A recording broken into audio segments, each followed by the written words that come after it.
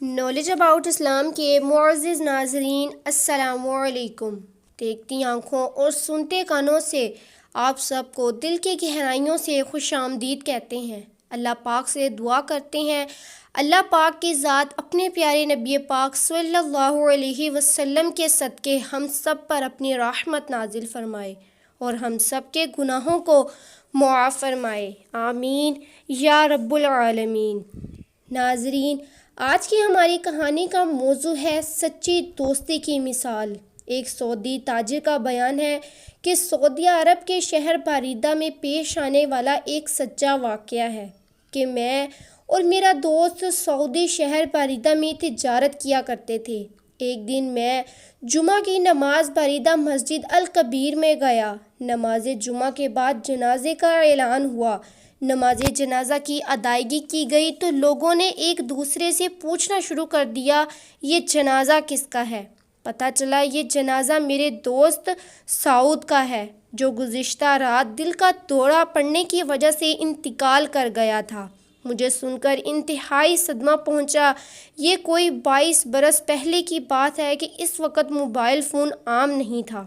چند مہینے گزرنے کے بعد وہاں ایک دکاندار نے مجھ سے بات کی کہ محروم سعد کے ذمے میرے 3 لاکھ ریال ہیں، تو اب میرے ساتھ چلیے، ہم جا کر اس کے بیٹوں سے بات کریں۔ اور یہ بات پہلے سے میرے علم میں تھی کہ سعود کے ذمے قرض ہے۔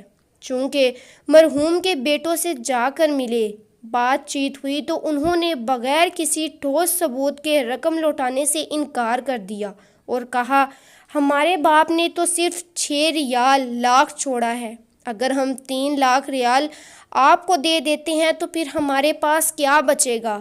اس دور میں لین دین باہم اعتماد پر ہوتا تھا۔ چونکہ ہم واپس آ گئے، یوں وقت گزرتا گیا، لیکن ہر وقت مجھے سعود کی یاد ستاتی رہتی۔ سوچتا رہتا، نہ جانے قرض نہ چکانے کی وجہ سے قبر میں اس کے ساتھ کیا بیت رہی ہوگی۔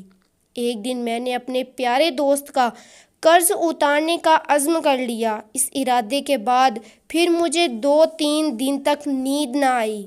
جب بھی میں سونے کے لیے آنکھیں بند کرتا تو سعود کا مسکراتا چہرہ میرے سامنے آ جاتا، گویا وہ میری مدد کا منتظر ہو۔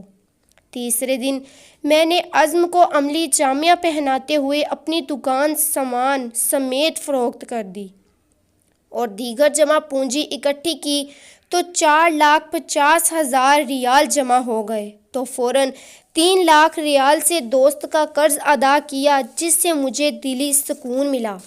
اس ادائیگی کے 2 ہفتے بعد وہی شخص جس کو میں نے 3 لاکھ ریال ادا کیے تھے میرے پاس آیا اور کہنے لگا، مجھے پتہ چلا ہے کہ آپ نے اپنا سب کچھ بیچ کر یہ پیمنٹ ادا کی ہے، لہٰذا میں 1 لاکھ سے دستبردار ہوتا ہوں۔ یہ کہہ کر اس نے 1 لاکھ ریال مجھے واپس کر دیا اور مارکیٹ میں دوسرے تاجروں کے ساتھ بھی اس واقعے کا تذکرہ کیا کہ مخلص دوست نے کمال کی مثال قائم کر دی ہے۔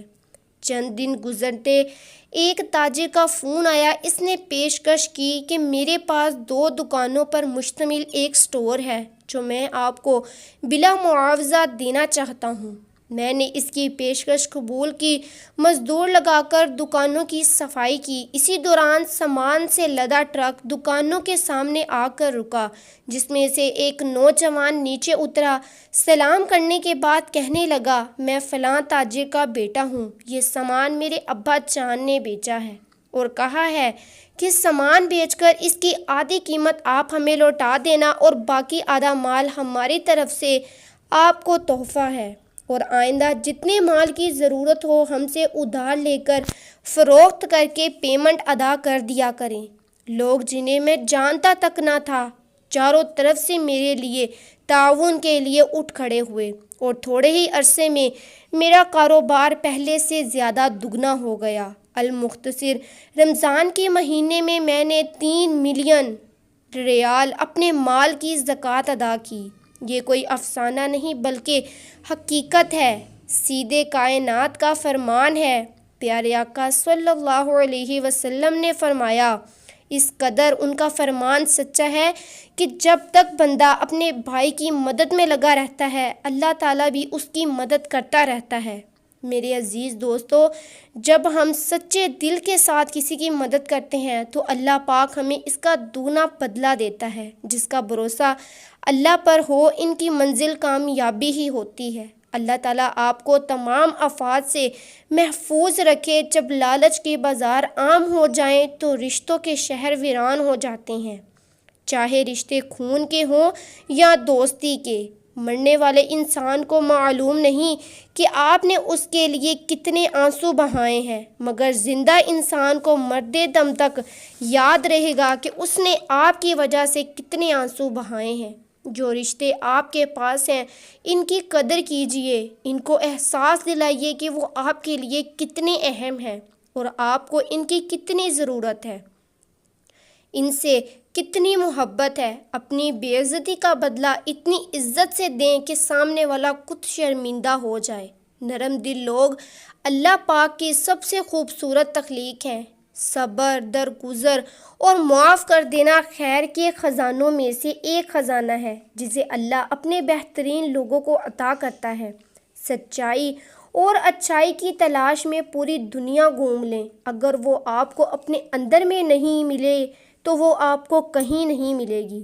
انسان کی زندگی میں صبر، شکر اور محبت ان تینوں کا بڑا درجہ ہے۔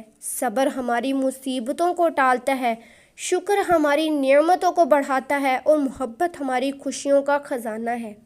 حقیقی اور بے لوث تعلق وہ ہوتا ہے جو وقت، حالات، ضرورت اور مزاج کے بدلنے کے باوجود قائم رہیں۔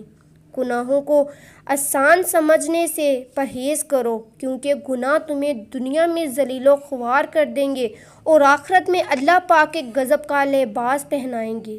اپنے ہاتھ سے کی ہوئی نیکی اور دوسروں سے سرزد ہونے والا گناہ کا تذکرہ کسی سے نہ کرو، یہ تمہارے کردار کا امتحان ہے۔ ہر تکلیف اذیت نہیں ہوتی، کچھ تکالیف ایسی ہوتی ہیں جو ہمیں صابر بناتی ہیں، اور صبر کرنے والے اللہ کے پسندیدہ بندے ہوتے ہیں۔ طاقت کی ضرورت تب ہوتی ہے جب کچھ برا کرنا ہو، ورنہ دنیا میں سب کچھ پانے کے لیے آپ کا حسن، عمل اور اخلاق ہی کافی ہے۔ سکون انسان کا کمال نہیں بلکہ اللہ تعالیٰ کی عطا ہے۔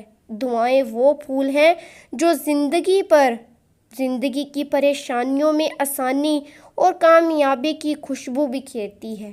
تو ناظرین، انہی لفظوں کے ساتھ ہمیں اجازت دیجیے۔ اگر آپ کو ہماری آج کی یہ ویڈیو پسند آئی ہو تو ہماری ویڈیو کو لائک، شیئر اور سبسکرائب ضرور کیجیے، اور صدقہ جاریہ کی نیت سے ویڈیو کو شیئر کیجیے، اور ساتھ ہی لگے بیل آئیکن کے بٹن کو ضرور دبا دیجیے تاکہ ہماری ہر نیو ویڈیوز کا نوٹیفیکیشن آپ کو سب سے پہلے ملتا رہے اور آپ ہمارے اس فیملی ممبر کا حصہ بنے رہیں۔ اگلی ویڈیو تک کے لیے اللہ حافظ۔